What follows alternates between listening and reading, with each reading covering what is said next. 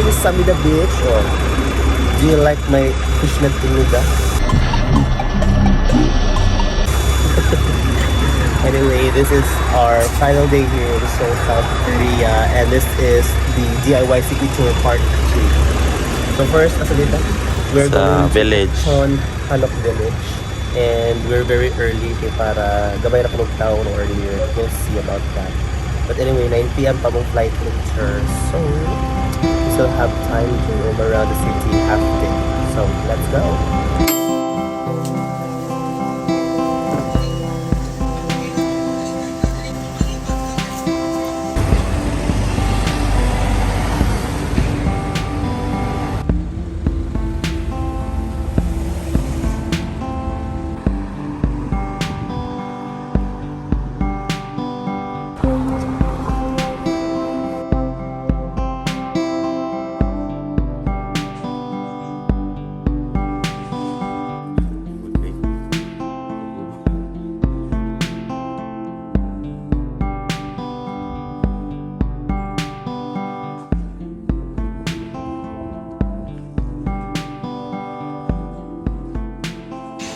So medyo true-jud na.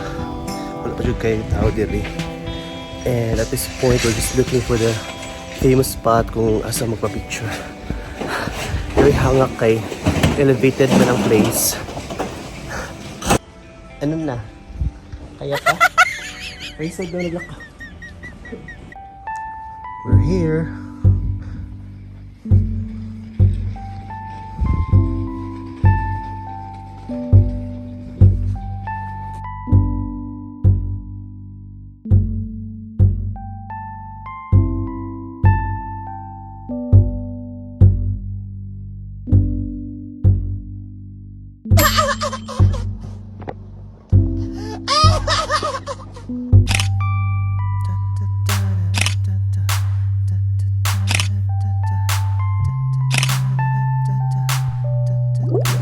Sorry if my voice is low because we need to be muted kasi it's still a residential area, so di ka pwede magsaba-saba dito na pita. But anyway, that was it for Bukchon Hanok Village, and very perfect kay pag ato na mo wala pa yung tao, which is 8 a.m. Yeah, 8 a.m. Taking the bus to Gyeongbokgung Palace. That would be the last tourist spot that we'll go to before we go to the famous Netflix lady. We're finally here. Uy, laka. Haga kayo diri kay sige lakaw sa stairs. Sisa ka sa stairs. Anyway, mag-rent sa Hanbok. Yeah, very many oh.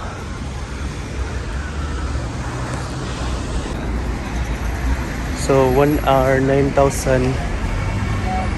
Korean won. All day is 15,000 Korean won. 1 hour na ta? Weird. Oh, 1 hour ta? Pila sa ban? Ha? Same na no? A few moments later. Kamsamnida! Oh, di ba? Under. Ay, nako. We're going to Gyeongbokgung Palace. And we're in our handbook already. Let's go! So, kailangan daw mag-handbook para free sa entrance dito sa Gyeongbokgung Palace. So, let's try. Itinood ba good niya free ang entrance kung mag-handbook. Ay, di pa rin mo. Di pa rin mo ang entrance. Dapat rin dali. Nadyan siya. Handbook this way. Ticket this way. Dito sa handbook. Let's go.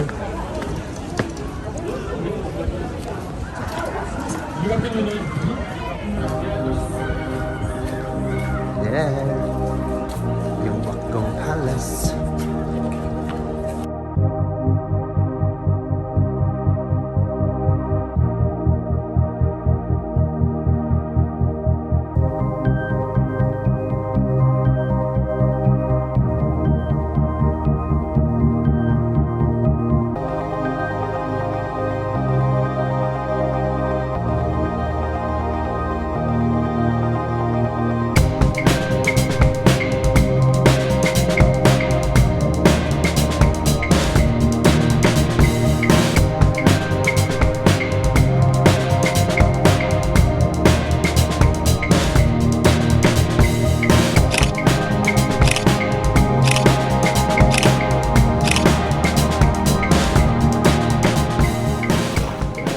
lang ko sure if wearing the hanbok is appropriation, pero sige na lang.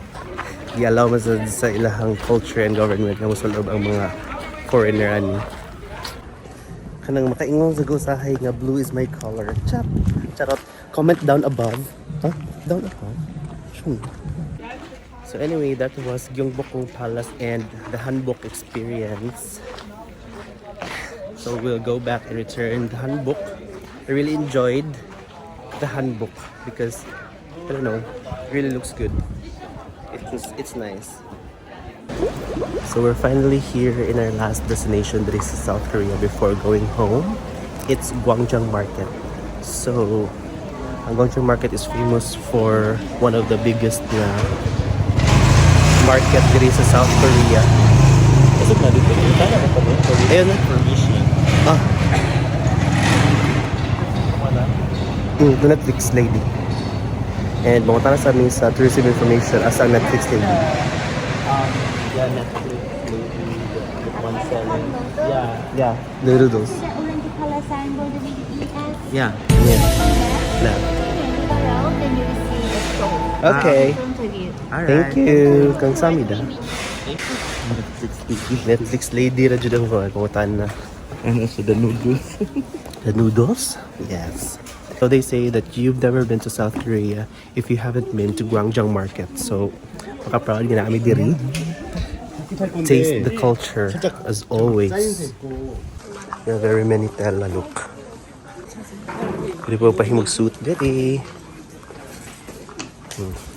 May uniform sa St. Louis. Himog bed sheets. Ay, covered eh. Covered din ako. Oh, si auntie Nasaan ni? Tungsi. Na Julie niya. Em lắm rồi. Nasaan niya? Ni. Yeah. So may nag-assist na si Kuya sa line. So the line dito ko siya dito sa line, and then siya hatod sa mga guests dira sa seat. I think we're next diri. Bubbling sauce. Dumpling sauce.